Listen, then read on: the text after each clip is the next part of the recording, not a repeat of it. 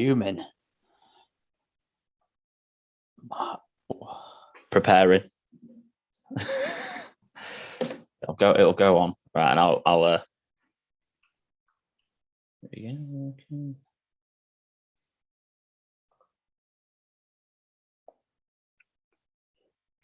Right, we are live on YouTube. I need to try and monitor the chat somehow. How am I going to do that? Let's monitor it like that. Fantastic. Give it 1 second, and then I'll start recording for the podcast listeners.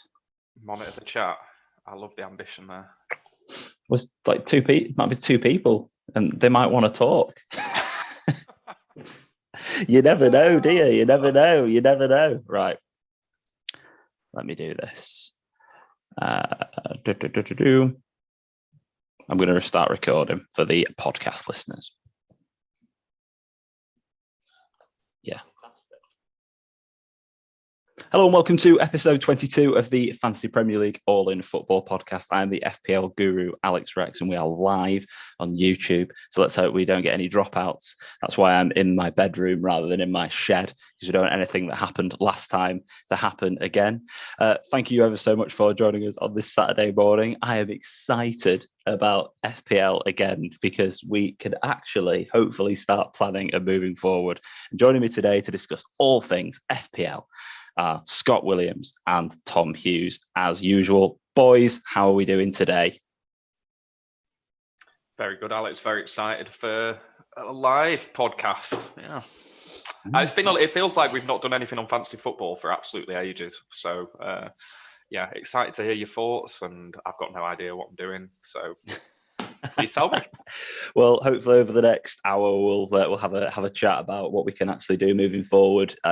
There's loads of permutations with different chips that people have got left to use and how to use them in double game weeks, single game weeks, etc. So we'll cover all bases on that one. Scotty, how are you feeling? Yeah, feeling good, mate. Thanks for having me. Thanks for coming. Yeah, well, you know, I wouldn't miss it for the world, mate. So yeah, it's good. It's been a long, drawn out couple of weeks, hasn't it, with fantasy football, and it's still been in this game week. I've been waiting patiently for a king injury, but so far so good. T-minus 4 hours till kickoff. Yeah, let's hope there's nothing happens there as well. And if one of you boys do want to put the link in our group chat, that would be great. If someone could do that to the YouTube, because I genuinely don't know how to do it right now. I've got 3 screens. Yeah, got it, boys, got it. So, please don't forget to like and subscribe to our YouTube channel if you are watching. Hit the bell icon, and you will get notified if we do put a video up or if we go live again. Please like and subscribe and leave a nice friendly comment. Even if you didn't enjoy the video, just be nice. And then don't forget to follow us on social media, All In Football Pod and All In Football P on Instagram, Twitter and TikTok. So let's kick off by quickly reviewing game week 22. So game week 22, that was game 23. We had some big performances from the likes of Robertson, 8-0 showing his value at 4.3, Cancelo delivering again, Harry Kane doing well, Ramsey again with good value, but the main man I think was Mr. Bruno Fernandes. And our manager of the week of game week 22 is sat right here. So congratulations, Scott Williams. Your gamble on the captaincy of Bruno really did pay off. You know what I'm doing? I'm going to get your team up. Why not? Let's revel in this glory, because sometimes when people take a bit of a gamble and it pays off, I think it's amazing. So yeah, talk us through your game week, Scott, how you went and became the top manager of game week 22. Patience, really. Leaving it as late as possible on that Friday deadline or whenever it was, because I was going to make a sub and get a Spurs player in, I think was the play, and maybe Lucas Moura. But saw that, the game was likely to be called off. So it was obvious for me. I'd already said in our chat earlier that I might have been having a Bruno gamble because the fixtures look quite nice. And yeah, in my position, like you say, you sort of, you've got to go for it sometimes. KDB, again, bringing points back for me, bringing him in a few weeks ago, which was good. Just a shame for the first time when he doesn't come on, Brandon Williams sat there with 6 points. I love that he finally kept a clean sheet and you didn't have him coming on. Honestly, instead of the -1. And I have to say that your not the lack of Mora is an advantage moving forward because that kind of isn't with the double game week in game week 26. But most people would want Son if they could get him. But the fact that he's sitting on Bruno Fernandes with the double game week announcement of game week 25 potentially puts you in a good position there as well. And is it an easy move? We'll get into the detail on this.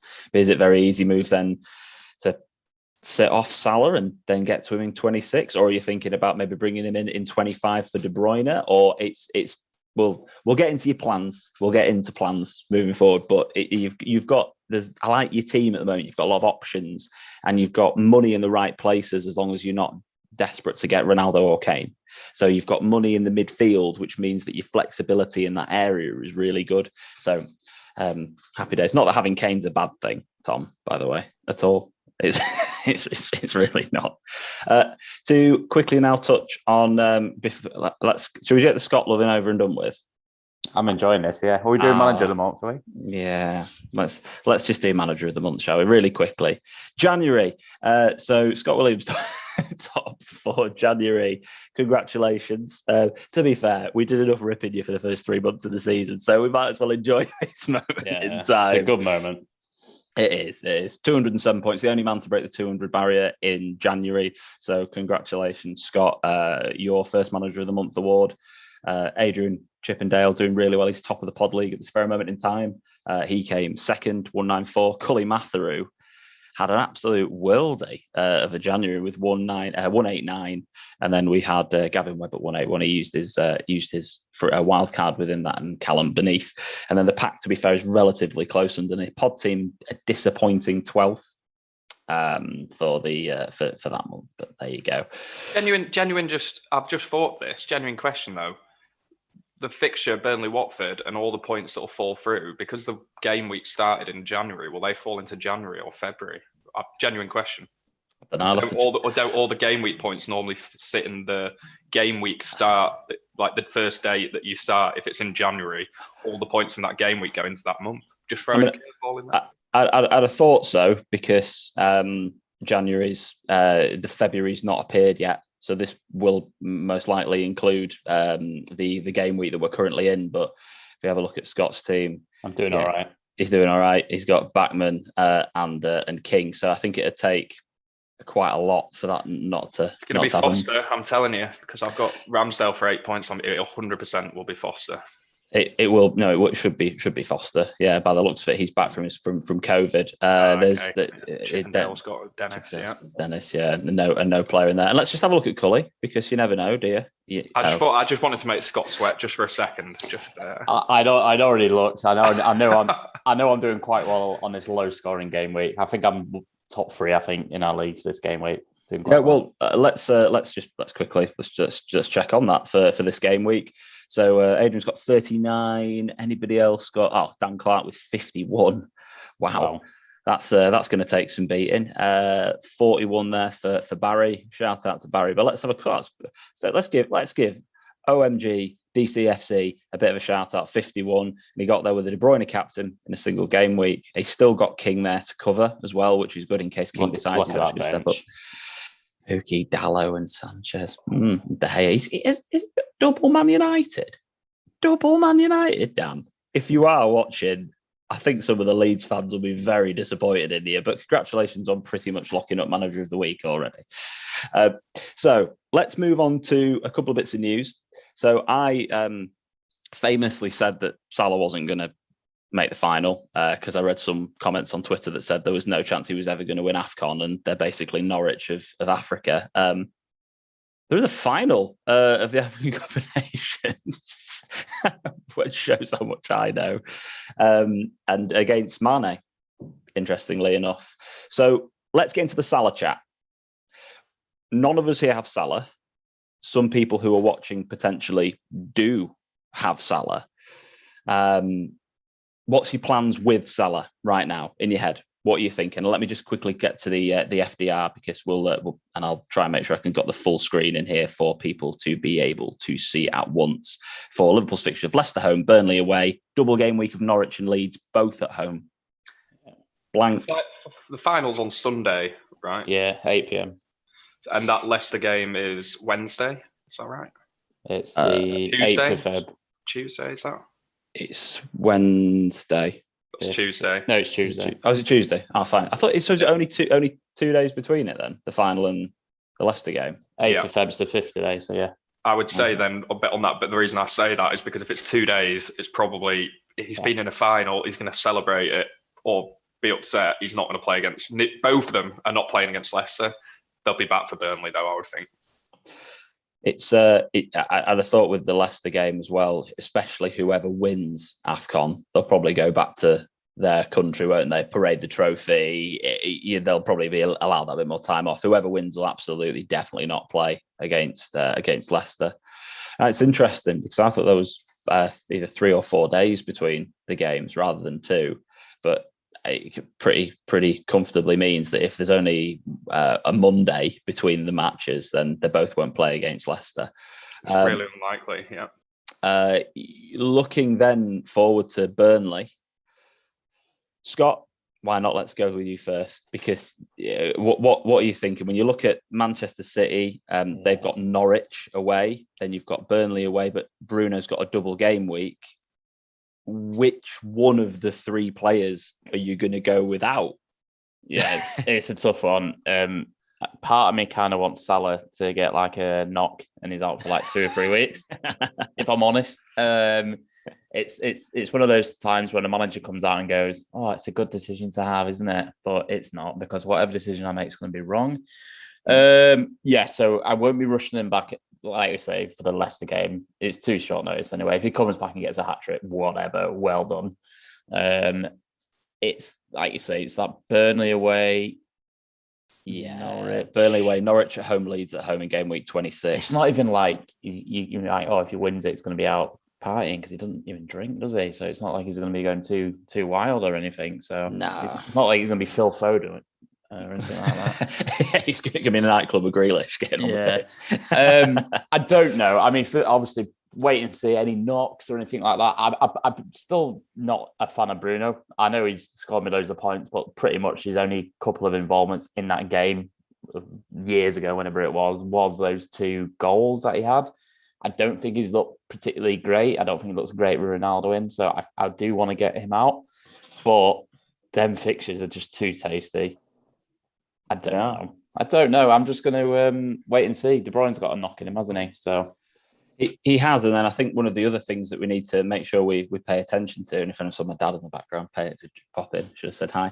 I think the other things we need to pay attention to as well, and this graphic doesn't show it too well, but is the Champions League is going to be back. Let me just try and see if I can find a graphic which is going to help on that one. I'm sure I can do. But the Champions League restarts again. So these 2 game weeks are pretty close together, and then in between game week 25 and 26, I'm pretty sure there's going to be some Champions League, some rotation potentially as well here. Salah against Burnley, KDB against Norwich versus Bruno against Southampton and Brighton. I'll be honest, I actually think I'd back Salah and De Bruyne in single game weeks over Bruno in a double right now. I'm going to make that claim. I think I would probably go for that.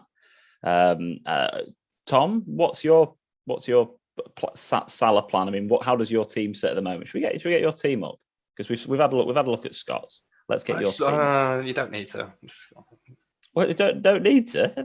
Are you third in the league? Yeah, I don't want to look at it at the moment though. It's been a long time with that -2 points staring at you, hasn't it? Honestly, get it out. Awful.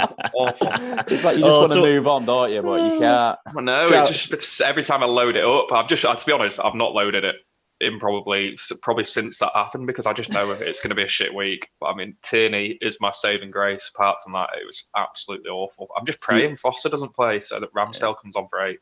Huge shout out, by the way, to all the Dennis owners. I've got a lot of game. You can see from that team, I've got a lot of money in the bank.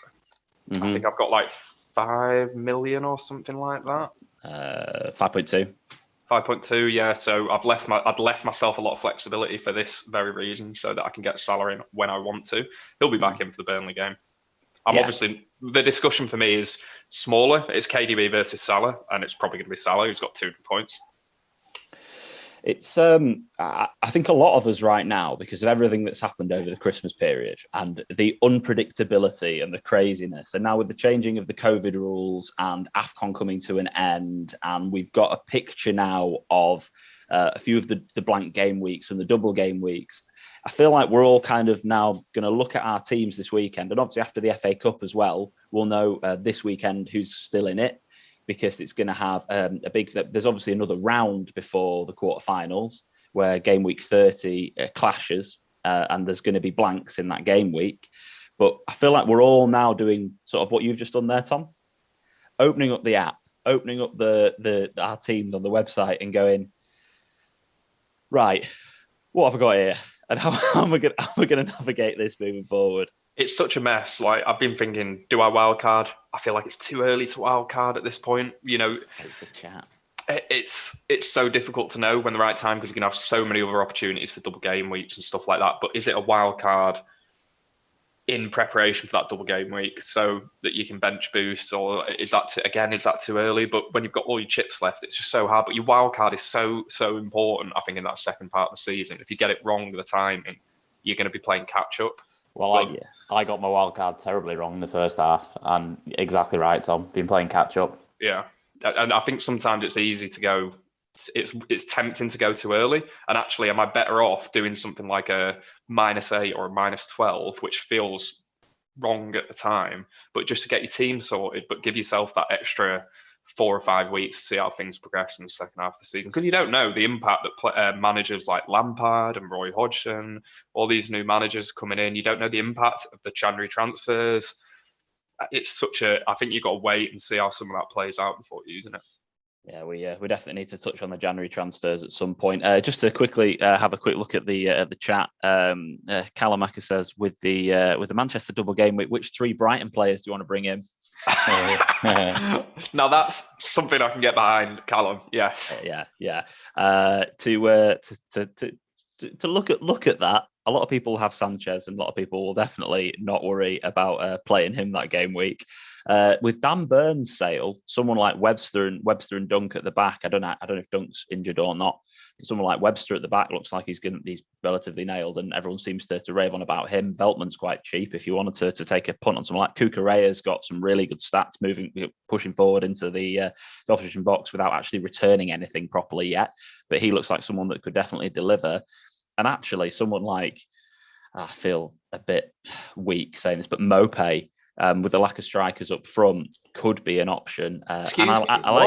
No, please don't. Because I sent you a message the other day and said Mopé, and you said anyone but Mopé, and you've just now said him on the pod. I did. And do you know what? I'm never bringing Mopé in, by the way. I'm never doing it. He seems to get rotated quite a lot. Yeah, and Trossard seems to be playing it there. But McAllister, I think, as well, I think he's at 5.2 or 5.3. He's somebody that actually could be someone to take a punt on with the double game week. The problem that we've got with Brighton is that they blank, obviously, this week. I mean, Watford, really good game. They're Man United. And they've got Burnley, Villa and Newcastle after. It's not a bad, I mean, triple Brighton, probably not. But it's not that bad of an idea, 4 game week 25 to get double Brighton in. Who did they play in game week 30? Let's have a look. Oh, Man City. Okay, well, they're probably going to blank in game week 30 then. But still, there you go. But they have a game in game week 27, which is one of those game weeks, which is potentially a blank. So, right. Oh, I've lost my train of thought a touch here, but I think we were going to... let's do January transfers. Right. So with January transfers that have come in, which players have really caught your eye as potentials, and not even so much the ones that have caught your eyes as potentially good players, but what about the ones that have left, and also the impact on other players in those teams? So, for example, looking at Liverpool, they've got the new winger that's come in, Diaz. Impact there. New managers at Everton with Dele Alli and Van der Beek going there, and so who do you think, who's caught your eye, who's someone to watch, etc.? I think personally, if you're wanting to take a punt over the next couple of games, when we've literally just been saying about Salah and Mane, they're not. I think Diaz could be a bit of a shout. I think he's going to go straight in the team. If I'm honest, I think he's too good a player not to. And you can say he's had a good few days now training with the team and training on the Klopp and stuff. So I can see him being a bit of an option personally for me. Okay. Tom.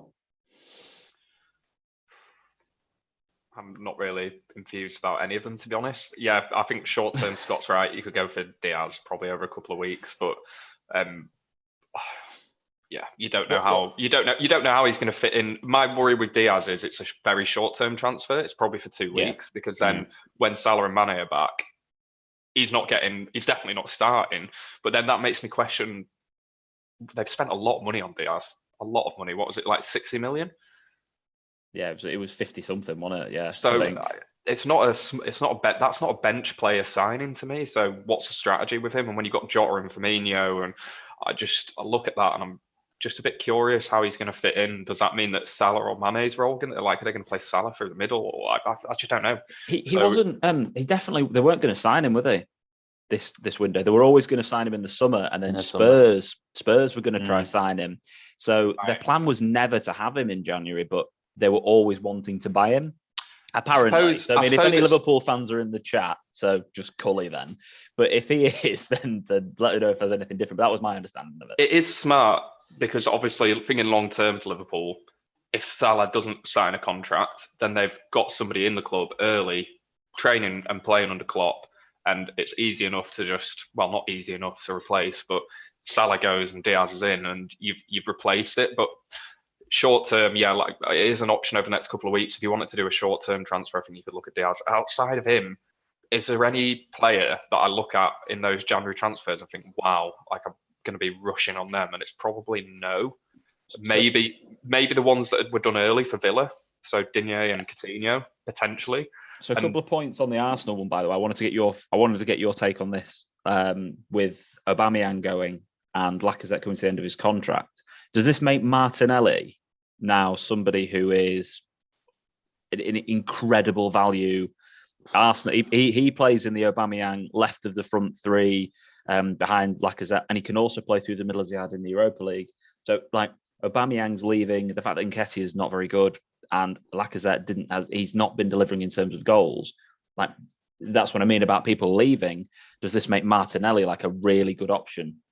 I think it's one to keep an eye on. I think if you have a look at Arsenal's last few games, though, they haven't scored in about 2 years, have they? They got one goal in January, isn't it? You've also got to look at that. I agree with you, but it's one to keep an eye on because if he was flying, wasn't he, in December? Was it? Sorry, I don't mean to cut in, but apparently Martin's saying that Diaz is actually Mane's replacement. So I just want to say I've got that wrong. Okay, there we go. Thanks, bye. But yeah, Scott, I agree on the Martinelli thing, by the way, because Wolves away, not a good fixture. Then a blank. Then you've got an amazing double game week, and then Watford, Leicester, Villa. So actually, you've got a couple of weeks on Martinelli, but I do think amazing option for game week 26 onwards. Yeah. I mean, if you've got 2 free hits left, and we'll get into chips in a minute, but if you've got 2 free hits left, then 27 to maximise the 3 Arsenal and 3 Liverpool players in game week 26 seems a no-brainer if you've got 2 free hits left, because then you can really hit these really good double game weeks. But anyway, so Martinelli was one of them. Yeah, and Villa, again, just touching on the guys who are playing there. The impact on Watkins and Ings is interesting, I think, because at the moment Watkins seems to be the number one choice, but if he's then got Coutinho and Buendia and he's going to play one of Ings or Watkins, Ings has got it in him to start really banging in the goals. And that for me has put me off if I was wildcarding right now, bringing in Watkins, even though they've got Leeds, Newcastle, Watford, Brighton and Southampton. I think I'd actually feel like Digne, because now, especially since they've sold Target or loaned him to Newcastle, I feel like Digne now is almost, if I was wildcarding, I'd almost certainly bring him in. And the other reason for that, not to get ahead of ourselves again with the chat, is that he guaranteed to play in game week 30. So he's going to play in game week 30 against Arsenal. So just pointing out that one as well. El Ghazi's gone. Does that mean that they're not going to play wingers anymore? So they're going to play through at front. The impact there for Villa's interesting. Have you got any thoughts on that one, boys? Yeah, it's going to be a tricky one. It's they've got an abundance now, haven't they, of players? They've got so many options. I think Coutinho is going to be starting, and then I think you say Watkins the main manager in that team at the minute. So I think there could be the danger of rotation there. But I think a very exciting team to have a couple of one or two assets with, because I think they're going to be, getting some points and some interesting games. Thoughts on Weghorst at Burnley? Obviously, it's usually a wait and see with them, but they've got Everton, Villa, and Leicester to fit in. Obviously, you're not going to bring them in for Man United and Liverpool, but they have got them Brighton, Spurs, Palace, Chelsea, Brentford, potentially Southampton. They've got a mixture of games, but they are going to have some more double game weeks coming up. He seems like every time I've sort of looked at him over the years, he seems like he's that guy who hits between 10, 12 goals a season, basically Chris Wood. Chris Wood, exactly. Yeah, I completely agree, Scott, to be fair on that one. There's more inspiring options, isn't there? Yeah. I would say one of the lad that Spurs signed has always impressed me. I've ever seen Juve playing in the Champions League, Kluivescu. I'm pretty sure he's rapid. He's a winger, and I think because Spurs have had some fair few injury problems, I think that is one to just keep an eye on as well. I don't know what his price point is, but it could be a good option. I don't think he was that expensive as well. If we can try and look up his price, that'd be great. Mateta has made his move permanent to Palace. Just to look at Palace, by the way, if I was wildcarding right now, I think Edouard would be right up there, almost at the top of my list of strikers to bring in. Norwich away, Brentford away, double game week of Chelsea and Watford, Burnley, Wolves, Man City, and then Newcastle again away. And they'll probably have a game in game week 30 again if you're trying to save a free hit chip. You just don't look at that Chelsea fixture, do you? You look at the four other fixtures, which is Norwich, Brentford, Watford, Burnley. That is a dream. I mean, any team that's playing those four fixtures, you should have a player in from that team. So it's probably Gallagher or Edouard in that Crystal Palace team. I genuinely might even consider, if I was wildcarding, doubling up on those two. And that's, double up on Palace, but they have played well this season. They have got goals in them. The obvious wait and sees. I say obvious wait and sees on Dele Alli and Van der Beek, how they fit into the Everton team. I think the Alli signing has made me think that Van der Beek's going to play more like the Corey Allen, that has played further, a bit deeper than Dele Alli. I'm intrigued to see. I wish that the Newcastle, Leeds, and Southampton games weren't now for Everton, because if they were a little bit further down the line and you had a couple of games to watch how they were going to settle in, new manager bounce. Do you know what? If someone put Dele Alli in, I wouldn't tell them they were stupid. I must say, I know you hate Frank Lampard. He played the entertainment. I feel like every time I watched the Frank Lampard game, there were goals in it when he was at Chelsea. So I think it could be interesting. I wouldn't get suckered in by the absolute fraud that is Dele Alli.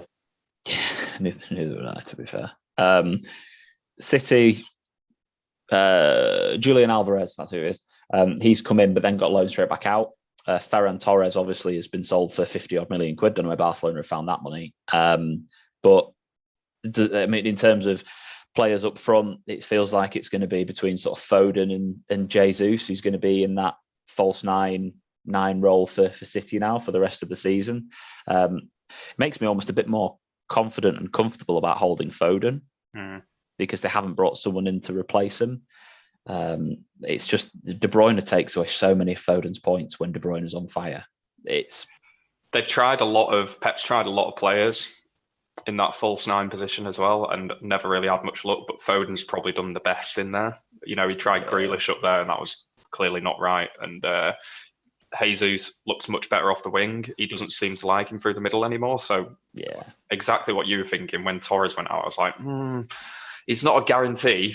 He's not a guarantee, but it does make Foden more likely to start most of the games.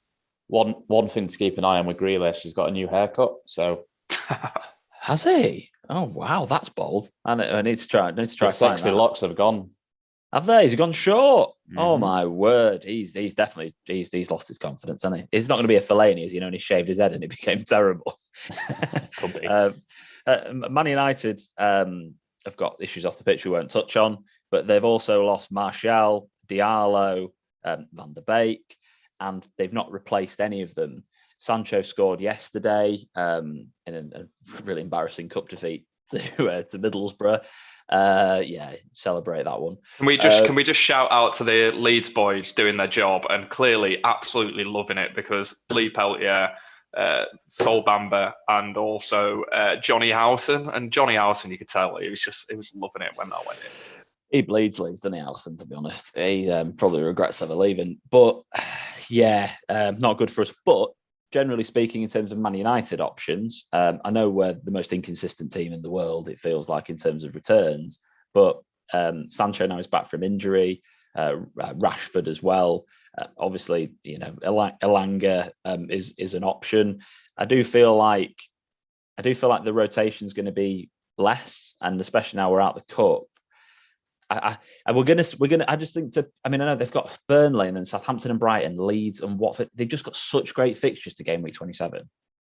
So when I don't think anybody, if they're looking at taking a punt now on the double game week of Southampton and Brighton, if they wanted to go for Rashford, I don't think it's a punt, but I don't think it's a bad one. If they wanted to go for Sancho, again, it's a punt, but I don't think it's a bad one. I think Rangnick's best 11 he thinks now has Sancho, Rashford, Bruno, Ronaldo.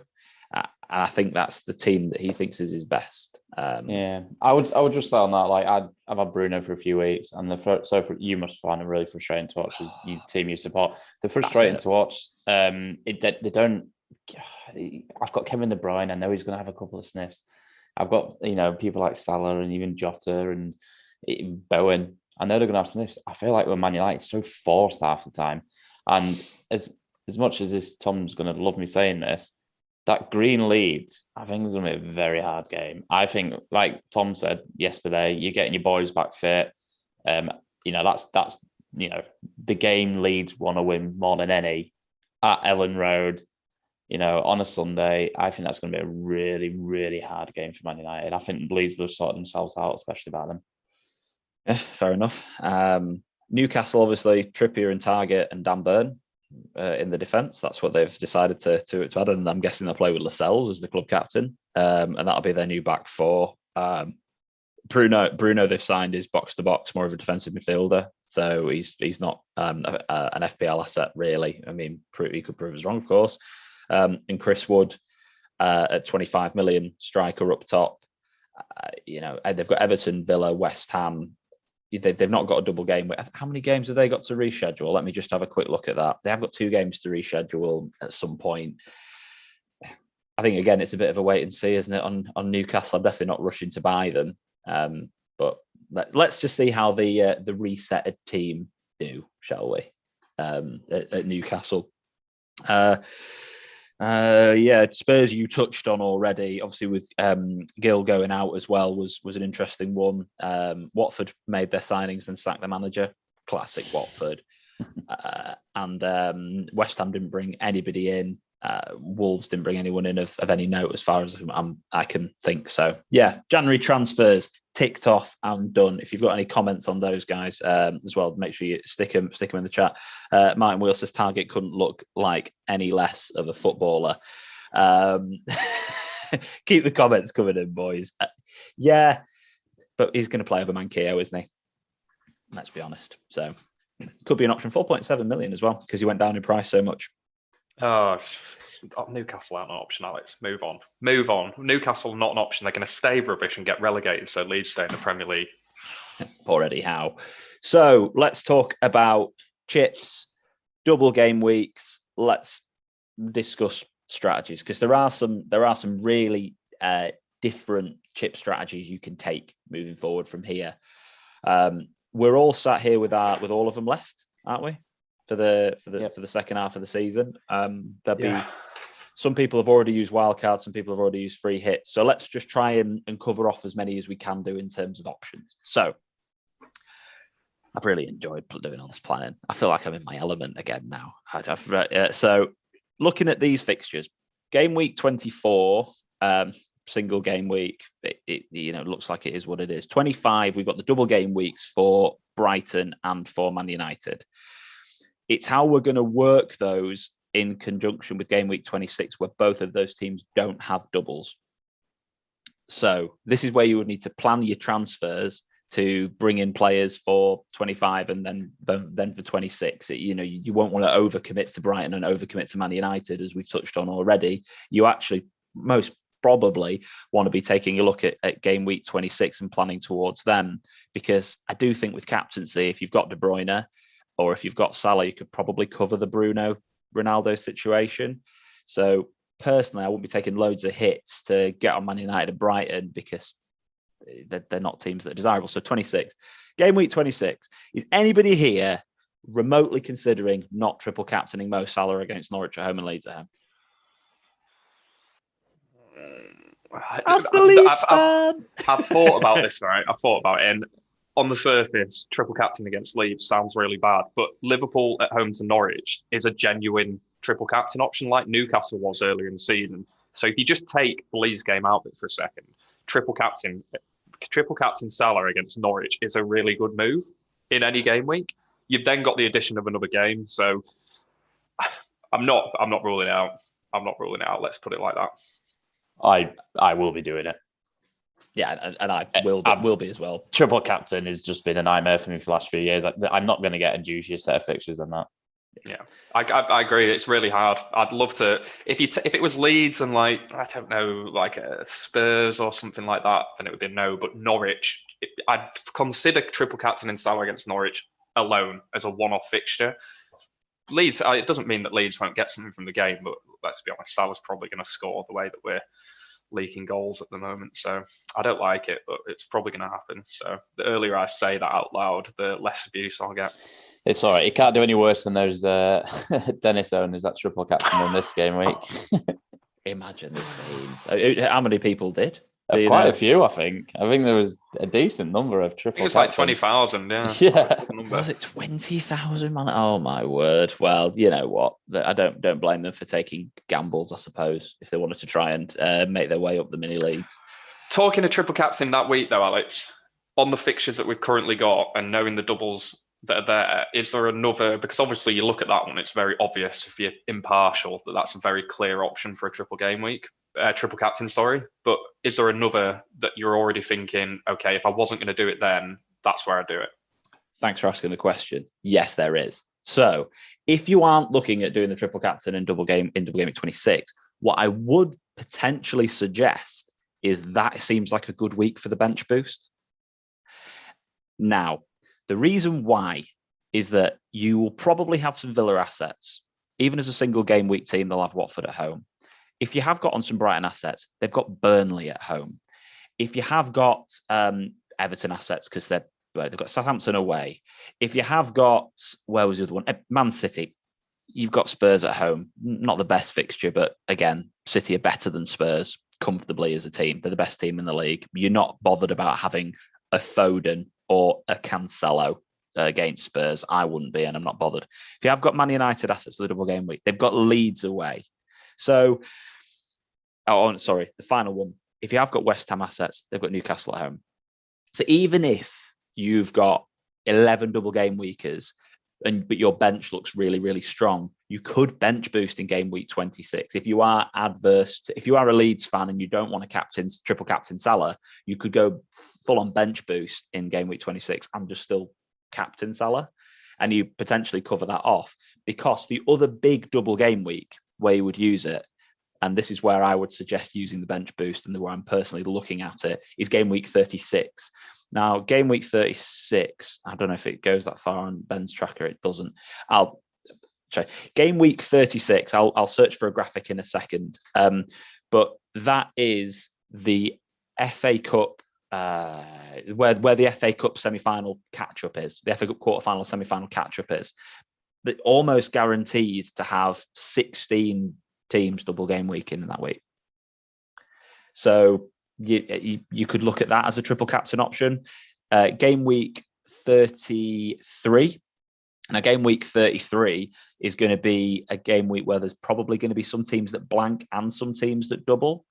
So if you look at, for example, like Liverpool have got Villa away, they might have a half decent double game week. Man City have got Wolves away, they might have a half decent double game week. That's another option as well. And 36, where was the good fixtures in 36? Yeah, that was it. Man City have got Newcastle at home. So if one of their doubles happens to be, let's just say, Brighton at home or Wolves away that get cancelled because game week 30 and game week 33 are when the FA Cup happens. So those are the games that could get cancelled and then move to 36. Again, that's potentially a good chance for a double game week. There's a chance that West Ham will have Burnley and Norwich. I don't know if Bowen's still on form, something like that. There are options that can happen further down the line. It's a little bit of an unknown, which is why I'm definitely doing it on Salah in 26 unless he's injured. But that's the future that could be another chance. So 30, 33 or 36.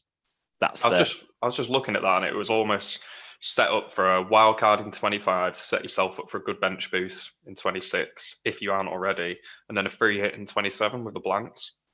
Yeah, you almost end up using free chips in 3 weeks. To look at the free hit in 27, it almost seems not a no-brainer, but it almost seems like if you want to maximise game week 26, well, then you're going to have 3 Arsenal and 3 Liverpool, which means that you're going to have 6 players that don't play in 27. So if you've got 2 free hits left, I think 27, because this is stuff that you know, right? The future you can deal with 30 and 33. The other game weeks where I'm considering the free hits are 30 or maybe 31, but 33 is the other one. And the reason why it could be game week 33 is what I said already. That's FA Cup semi-finals. That's FA Cup semi-finals. So that's where people who are in the FA Cup semi-final potentially will blank, but there's also no European football in that midweek after. So that's the catch-up week where some teams will double and some teams might even... And the thing is with the semi-final fixtures, the people that blank on the weekend, they might just reschedule them to the midweek. So it looks to me as if game week 27 and game week 30, because they're going to be the blanks, are the best ones for the free hit chip. If that all makes sense. I think like you say, we're in that luxury position, all of us, that we've got 2 free hits. I think you'd be stupid not to use one in that 27. Looking at that, really analysing that and seeing who's got the doubles to the blanks. Yeah. It's the teams that aren't playing, isn't it? That you can just if it was lower end teams, but Arsenal, like you say, Arsenal, Liverpool, Chelsea, Leicester, you're going to have players from those teams. So. You got 3 lots up from Liverpool, let's be honest. You may have 1 or 2 from the others, 100%. Let me just quickly have a look on Twitter for one of the other graphics. But beforehand, before we talk about that, any merit in terms of potentially what wildcarding? You know what you've discussed there. Who would you have if you're wildcarding now? Let's talk about people who are looking at wildcard. What players would you be looking at? Just really quick, it's a bit brutal bringing Mark Wright up after what he did to Leeds United a couple of years ago. But anyway, sorry guys. Let me see if I can. I'm tweeting. I'm not searching. Search Twitter. God, I'm such an old man. I think I'll be honest. I'm trying to remember who's in form. It's really hard because I actually look at my team and I think I need to wild card, but then like Scott's just said, it's very difficult, especially with an extended break like this and some of the big players being at AFCON and it's just a horrible time. I definitely don't think wild card this week. I think let big players get back after this first game week and see how things go, and then maybe a wild card before that double game week. But I know Bowen was on flames, wasn't he? But I looked at it and I said, in terms of a wild card, because you want to target some double game. It would probably be maybe Ramsdale and seeing if Foster plays. Then I'd look at you can't have Trent and Cancelo, can you? But maybe eight Nuri seems like a good player to have. He'll have a double game week as well in 26. And then I'd look at either Dalot maybe, but maybe Tierney if I didn't have Ramsdale. I don't know if I'd feel comfortable doubling up, but I might do, something like that. Salah or Bruno, probably not Salah straight away, maybe Bruno. Son, again, somebody I'd quite seriously consider if when we're looking at game week 24. Southampton, Wolves, they've got a double game week there. But I was just looking at when the international breaks were and when the FA Cup stuff was there. But let's just go back to this one for because this is much more up to date. Thanks to Ben Crolin for that. But Southampton, Wolves, City and Burnley, Leeds, Everton, and then Man United. I think Son being back in training and playing is someone I'd consider. Consider Rafinha, Bowen, Gallagher, someone like that. Maybe Jota, and then it'd be Edouard. I'd potentially probably still have like King or Dennis because I'm getting Dennis out first opportunity. Done with it now. They've got West Ham, but they've got look at that double game week. Villa Palace. It's actually quite good. But we'll wait and see how they end up playing. I saw something funny on Instagram. It was like basically what you said, Tom. Getting rid of him. Oh, wait a minute. They've got a double game week. Yeah, I'm making them captain again. It's true, isn't it? But new manager bounce. Don't forget. It could be. But it's probably, to be honest, Dennis was scoring a load of goals when he had attacking-minded managers, and they've now got Roy Hodgson, who's going to be all about clean sheets. So I'm not saying I'm going to take him out because he's cheap. You know, if somebody is going to score in that team, it's probably going to be Dennis. And like you say, he's got a double game week, so I'm not going to take him out. But I wouldn't also be clawing to get him in as well. He's one of those weird players now with Roy Hodgson. He will set up, as he did at Palace, to win games of football 1-0. And that's probably the right approach that Watford need at the moment. I think we joke about Brandon Williams as well. If you were to do a wild card, I would definitely get Brandon Williams in. Yeah, he does look nailed, and he's 3.9 million. He's getting further upfield. He's looking more attacking as well. Yeah, he's genuinely good fixtures in 25 and 26 as well. Yeah, probably captain in one of them. I'll come off the bench for you, guaranteed. One of those for you. So to summarise in terms of chip strategies, I think there is obviously a couple that you could do. If you have all your chips, you could wildcard in one of the next 2 game weeks if you wanted to bench boost in 26. But I think we're probably looking at triple caps in 26 for the majority. To maximise the double game week in 26, you're probably free hitting in 27. You can then get on some United assets if you wanted to. You can get on Spurs against Leeds. If we can get Man City against Everton. Like I say, Lampard didn't keep that many clean sheets. So there's all sorts of, there's a free hit drafted team in there quite comfortably. Burnley for Palace, Edouard and Gallagher, players like that. Then you'd look at probably, depending on how the FA Cup games go, because this is important, but game week 30 might have like majority of the fixtures in it. You just don't know, because if Middlesbrough beat Man United, which they have done, then upsets can happen. But at the moment, there's only one confirmed game for game week 30, which is Arsenal against Villa. So if that game week is a massive blank, then it'd be the second free hit in game week 30. Then it would be a wild card at some point between game week 31 and 35. At any point in that period of time that works best for your team, potentially 33 if that's going to be a doubles and singles. So I'm just I'll say 33 wild card. And then after that, it'd be a bench boost in 36. You don't want to use your wild card too late. It's just something that I wanted to really briefly touch on.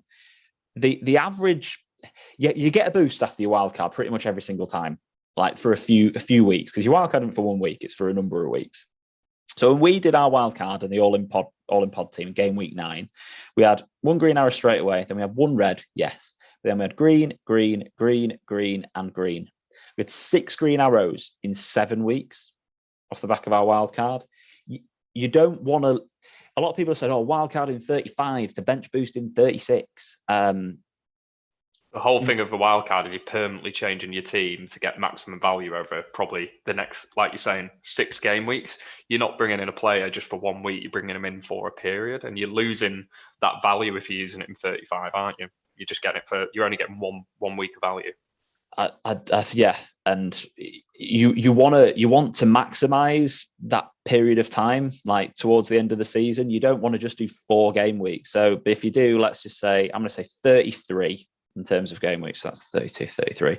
Then obviously top of Man City, unless you got your Palace, your Arsenal, you can shift your team around. You've just got more time here to then have an impact on your squad. Obviously, Leeds are bottom. Sorry, Tom.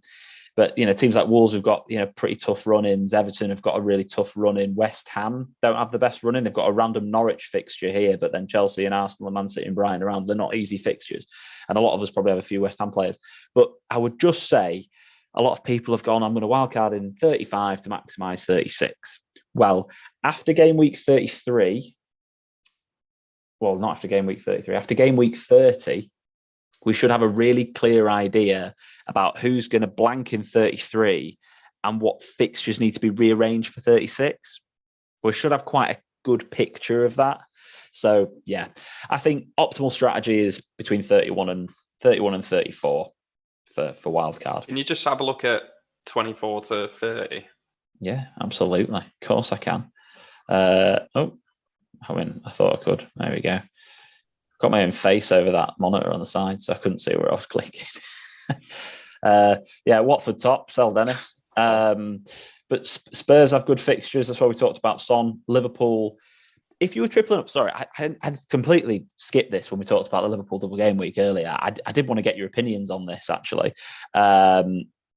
If you were wildcarding right now and you had 2 free hits and you were going to free hit in 27, which 3, or let's say wildcarding 25, because we're not bringing Salah back 24, wildcard 25, which 3 Liverpool players would you have?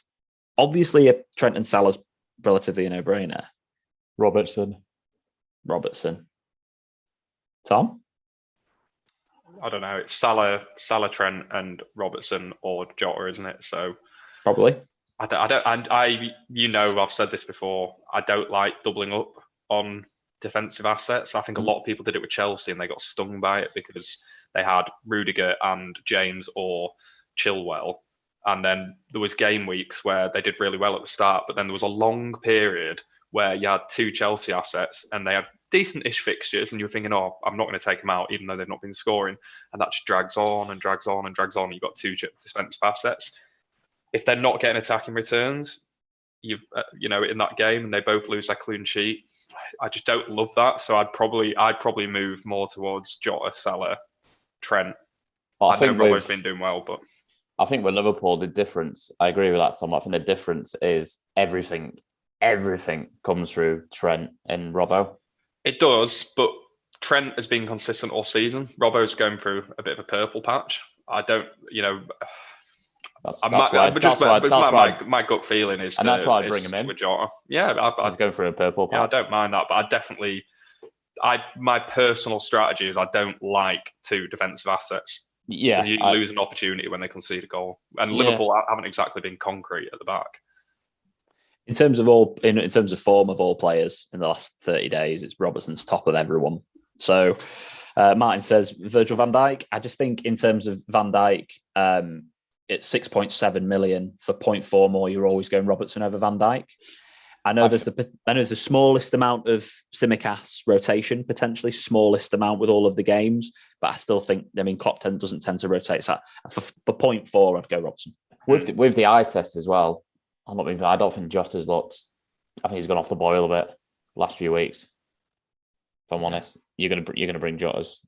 There's going to be loads of points here. No, I'm not. I'm not. And I think this is it. I'm pretty sure in the last however many game weeks, Jota's down here 8.4 million, 4 points per game, whereas Robertson's like 11.5.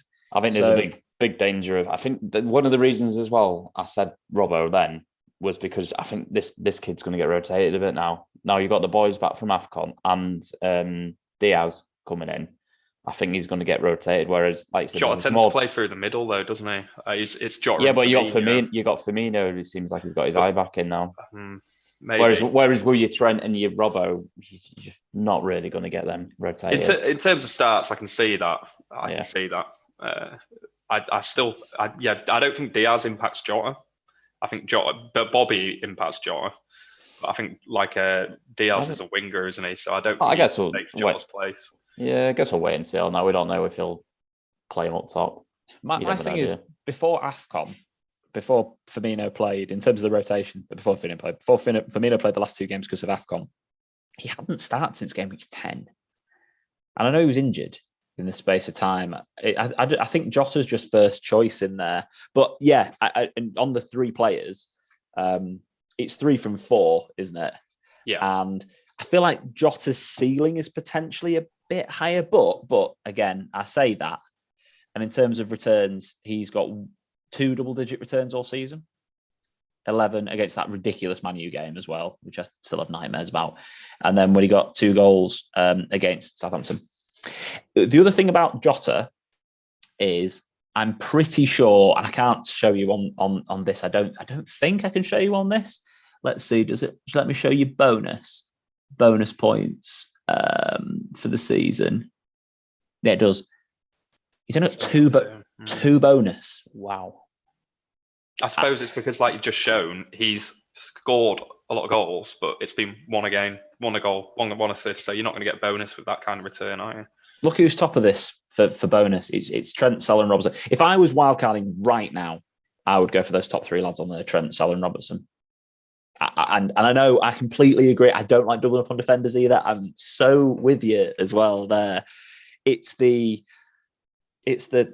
ridiculously good fixtures and double game week that I can't ignore that. And then if I wildcard them, in West Ham are not very good at the back. I just can't ignore that patch of fixtures. And there's a really good chance as well that Man U game doesn't even happen because Liverpool get through in the cup, and then I'm free hitting there anyway as well, and he's not in. Yeah, with defenders as well, you think, oh, they've conceded, that's the game gone. It's never the case with Liverpool, is it? They could still get free bonus in that game quite easily. Oh yeah, 100%. And that's why I'd never drop Trent. But double it. That's the double up argument. Is when you double up on defensive assets and they concede, you lose. Effectively, you can lose up to 5 to 10 points just off that 1 goal. Whereas if you've got your defense spread around, you can still get attacking defenders in other teams as well. Then you don't have that risk. It's just that risk reward versus having 2 defenders. And I saw it with Chelsea. And I saw a lot of people struggling to get away from that double Chelsea because it's hard because of that very argument. And I suppose if you've got the same Liverpool, it looks really good for those next 4 games. And then it's just maybe then that's when you switch from Robbo to somebody else. And for that West Ham, that harder run that comes in after that. Yeah, potentially. 3 Arsenal players. Who would you go for? Go for Ramsdale. Yeah. Ramsdale, Tierney. Ramsdale makes 1 save and gets bonus points, doesn't he? Martinelli or Saka, just because they seem to be more consistent starters than Smith Rowe. Yeah, I'd probably agree with Ramsdale, Tierney, and Martinelli. Saka. Martinelli's 5.4. And I know he's gone. He had a little purple patch and then he's gone off it. But all the points you just said, Aubameyang's now gone, so he is going to play. And 5.4. He's a really, really cheap midfield option, isn't he? Really cheap. I think that's what makes it, because then you have the opportunity to potentially have 2 heavy hitters at the back and Tierney, who's also not cheap, and then you have the ability then to maybe, if you go cheap up front, have De Bruyne and Salah. Because then if you can fill the rest of your midfield with Martinelli, Gallagher, +1, Bowen. If you've got him already and you've got him cheaper. I'm just throwing names around there, to be fair. Yeah, those are players. Scott, 3? Do I have to have 3 Arsenal players? If you're wildcarding right now, you want to maximise, wildcarding in 26, let's just say, and you wanted to maximise that, or wildcarding in 25 and you want to put 2 in the bench for the blank and bring in 3. Yeah, 3. Who are your top 2 then? Top 2 is Ramsdale and Tierney. That's where that's going to be. Yeah, Martinelli. Price point. I think I'd rather have Ramsdale in a midfielder than I would Ramsdale and Tierney. I've just talked about double defence. I've absolutely hated having Ramsdale and Tierney. Absolutely hated it. And that's why I've rotated my goalkeeper a lot, because I just feel like you're just exposing yourself. So that's just, again, I've not really liked it. But Tierney, similar to what you're just saying, Scott, he gets forward a bit. And I suppose that's why I've kind of persisted with that. And Ramsdale also was so cheap when I got him. I'm never going to swap that out. So your only issue with Tierney is the Alex loves saying it. he's going to get injured in a minute, isn't he? The thing is, he's been saying that, but the last few games, the last probably 6 or 7 weeks, he's just been. The thing is, Arsenal games have been so boring. No one's even doing it. Look at those points, though, from 15, 12, 12, 7, blank on 2, and then 13, 4, 8. I mean, that is a very good point, all. He did do boring, though. He did do 8. They are boring. He did do 8. That's good, games. though. That's good for defensive assets. Oh, no. He did do 8 games, then get injured, and now he's done 7. So he's probably got one more in him. He's not going to make it through. But yeah, and imagine you bring him in. Pretty sure you've got him in, haven't you? Have I got him at the moment? I thought you were getting pretty stressed with not having him because I was picking up a lot of points from him, and then you brought him in. I remember some conversation like that. Do you know what? I think I might have him. I've not checked my team, you know. I'm not. I can't remember if I've got him or not. I've got Ramsdale and I've got Saka. I know that. Martin's suggesting Odegaard. Odegaard, really good point. But I do feel like if Smith Rowe plays, Odegaard tends to drop deeper. And he plays in the 10 and he looks really good. I really rate him as a player. I think he's a really good signing by Arsenal. I think he's been a fantastic signing. At 5.6, good player. I just think you go for Saka and Martinelli over him. And I don't think you want to double up on midfielders for Arsenal. Even as a differential shout, I think I would always be Saka or Martinelli. I mean, there's the Lacazette thing. If you really, really, really wanted to gamble, because I had to throw it out there as someone to touch base on. Let me just double check and make sure I haven't missed any other questions or queries. Oh, that was the one thing I wanted to do. Form keepers, Ramsdale's still top. Dubravka's up there, by the way, in terms of form, funnily enough.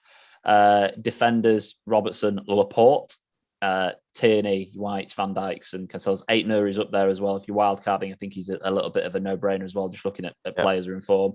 Dina as well, showing some good form as someone to consider. Jack Harrison, after his worldy game, still, and 2 games in a row, to be fair, still top. Fabinho, a bit random, but De Bruyne, Bruno, Bowen, Ziyech. Obviously not at the moment with loads of players out, but he's so inconsistent. And Ramsey is a cheap option if you wanted to go with Villa midfielder at one, Coutinho or like Buendia, 4.6 as an enabler, not too bad. Forwards, everyone's struggling with these. Daka, Kane. Look at the double Kane's Norwich coming up here. Sargent and Eder. Kane, honestly, brilliant. Kane, he should have had, I would say, maybe 50 or 60 more points than he's got. He's getting in the exact same positions that Harry Kane used to get, and he just isn't taking the chances. It's really aggravating in some. I think it was a Leicester game I was watching with Scott. He did get some returns in that game. I think he's got an assist or a goal near the end. He did. Last was the freak game where they scored 2 goals in a minute, didn't they? Yeah. Oh, yeah. It was like Bergwijn off the bench, wasn't it? But Kane, I just feel like he's just teetering on the edge of getting one of those huge hauls again. Like, just teetering on the edge. So I'm going to stick it out with him. It's going to be Kane and Salah for me as my big premiums. Can I'll let you finish talking about Kane, sorry. No. Go on, Scott. Just another player I just remembered. New signing. Not going to be playing for a few weeks, but could be fun. The boy's back, isn't he? Mr. Ericsson. Oh, yeah. Yeah, of course. He'll be taking all set pieces, I would have thought, once he's playing. It's quite cheap as well at 5.5. Yeah. It's someone definitely to pay attention to, and obviously Christian does listen to the pod, so it's just great to have you back. It really is. Touch base on a couple of quick things before we wrap up with captains and this game week and fixtures. I'll touch on the game week 1 teams another time. We've had plenty to cover this week.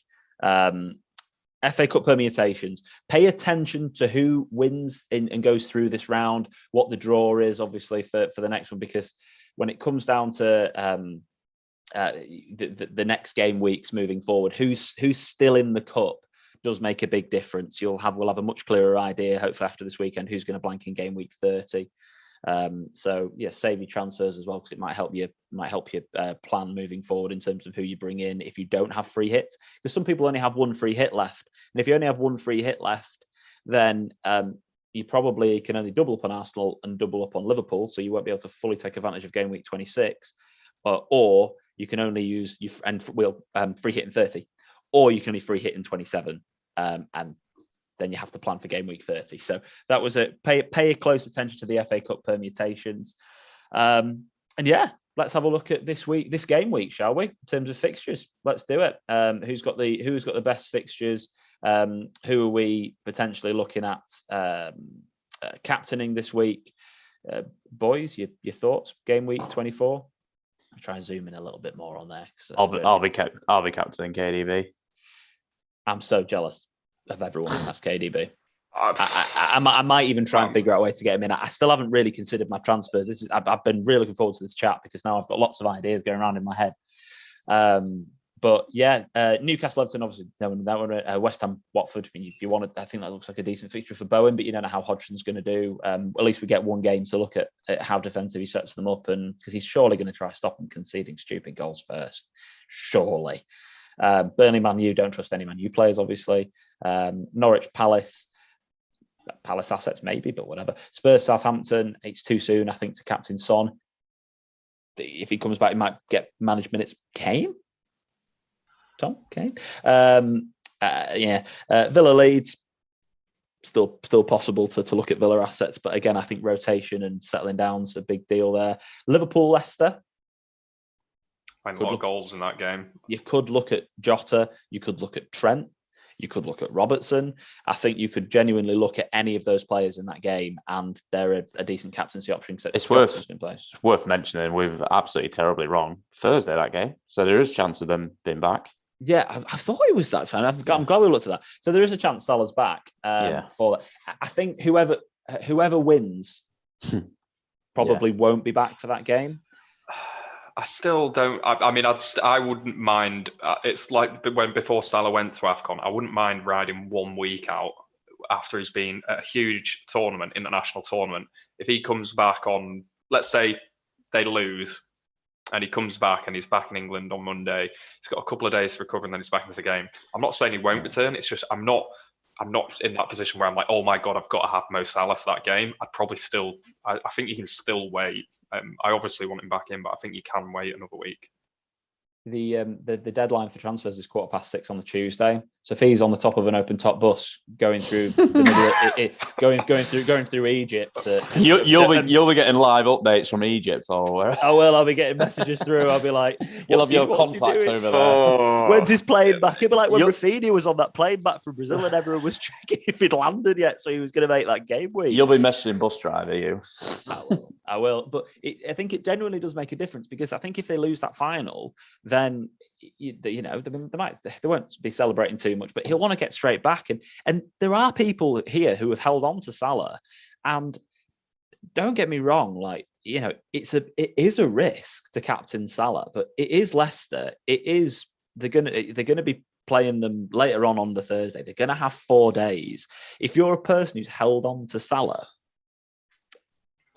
I don't blame you for captaining, because he's going to be a differential. He's going to be a differential captain again. And he kicked me very hard last time he was a differential captain against Leicester and missed that penalty. But still, he's going to either play, or he's not going to play the whole game because they're winning, or he's going to come on for 20-25 minutes, and 20-25 minutes of Mo Salah can still be a hat trick. So yeah. So interesting one. Yeah, absolutely. Looking at it, if you've got KDB, I think it's brilliant, because he's not going to play this weekend in the cup, and it'd be amazing that. And we do want to preview game week 25 as well, because the next podcast will be before game week 26. So game week 25 in terms of captaincy deadline is Saturday the 12th of Feb at 11 o'clock. Man United have the double game week. Scott, would you look at if you've got Bruno? If you've got Bruno, because you have. Yeah. Is he your captain for a double game week then, over the likes of Man City away at Norwich for a single game week for De Bruyne, and also with Salah being back against Burnley? I mean, they're both away games, but I mean, realistically, I think those are the three teams you're looking at getting captains from. I can't see any other options here, really. Not going to be a Spurs against Wolves with a great defence. What do you think? Yeah, I kind of weirdly don't like Burnley away. I don't know. I just don't like it for some reason. I should like it, but I don't. Okay. The Man City one is quite fruity, isn't it? There's always a rotation risk with Pep. I don't know, Alex. It's future Scott's problem. It's the Champions League in the midweek, isn't it? Let me just quickly check who plays in that midweek. I would do well if I had Bruno to resist. I don't think I'd be able to resist putting it on a double game week. I think I'm too much of a double game week hog. It's too hard to get away from, isn't it? It is so hard. And two home fixtures against Southampton and Brighton. I mean, they beat Southampton 9-0 a year ago. The only thing that you've got to think about is Middlesbrough. I don't want to. That's all I just say. if you've also just so you know, after this one for midweek, so Man City and Liverpool play in the Champions League.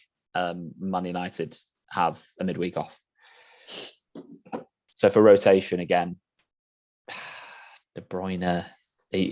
Obviously, I think Salah will be back and playing anyway. I don't think that's basically always irrelevant with Klopp, no matter what. I mean, he played him in the Champions League game when they'd already won all the other 5 fixtures and they were guaranteed to go through top of the league, and he still played him.